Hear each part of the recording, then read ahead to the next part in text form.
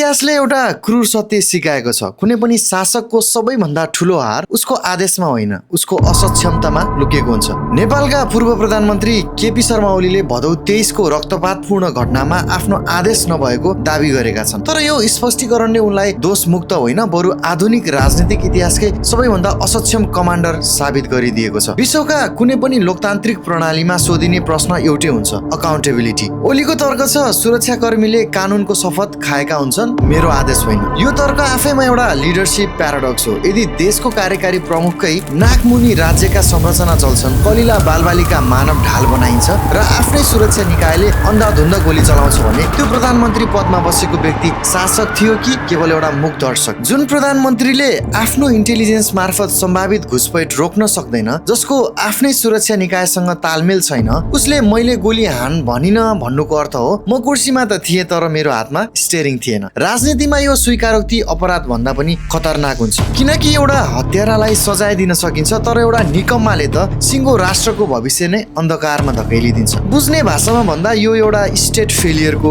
Classic उदाहरण। राज्यको नेतृत्व पोस्टमार्टम गर्नका लागि होइन, दुर्घटना रोक्नका लागि लिइन्छ। सुरक्षाकर्मीको बन्दुकबाट निस्केको गोलीले केवल 19 जनाको ज्यान मात्र लिएन, त्यसले नेपालको लोकतान्त्रिक कमान्ड एन्ड कन्ट्रोलको जग नै हल्लाइदियो। स्पष्टीकरण त सडकको सामान्य मान्छेले पनि दिन्छन्, एउटा राष्ट्र प्रमुखले त नैतिक जिम्मेवारी लिने साहस गर्नुपर्छ। प्रश्न यो होइन कि तपाईँले गोली हान्ने आदेश दिनुभयो कि भएन, प्रश्न यो हो जुन मान्छेले आफ्नै मातहतको संयन्त्रलाई संयमित राख्न सक्दैन, उसलाई फेरि यो देशको चाबी सुम्पिनु कतिको न्यायोचित हुन्छ? तपाईँलाई के लाग्छ, सत्ता भनेको केवल सुविधा भोग्ने मञ्च हो कि नतिजाको जिम्मेवारी लिने कुर्सी? के हामीलाई यस्तो प्रधानमन्त्री चाहिएको हो जो दुर्घटनापछि मात्र बिउजिन्छ? आफ्नो विचार कमेन्टमा छोड्नु होला।